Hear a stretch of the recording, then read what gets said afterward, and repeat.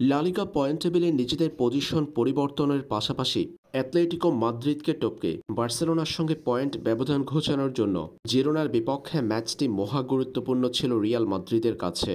এমন ম্যাচে চমৎকার এক জয় পেয়েছে রিয়াল মাদ্রিদ। রিয়াল জিতেছে ২-০ গোলে। রিয়ালের প্রথম গোলটি এসেছে লুকা মডরিচের কল্যাণে।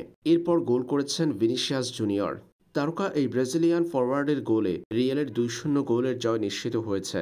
এই ম্যাচে গোল করার মধ্য দিয়ে ভিনিসিয়াস পৌঁছে গেলেন দারুণ এক মাইলফলকে। চলতি মৌসুমে তরুণ এই ব্রাজিলিয়ান রিয়ালের জার্সিতে ৩৪ ম্যাচ খেলেছেন।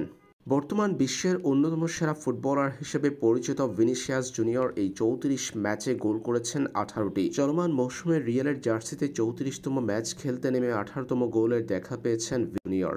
শুধু তাই নয়, এই ১৮ গোলের পাশাপাশি ১৩ গোলে অ্যাসিস্ট করেছেন ভিনি। অর্থাৎ সরাসরি তার ৩৪ ম্যাচে ৩১ গোলে নাম জড়িত আছে। ৩৪ ম্যাচে ৩১ গোলে অবদান রেখেছেন ভিনিসিয়াস জুনিয়র।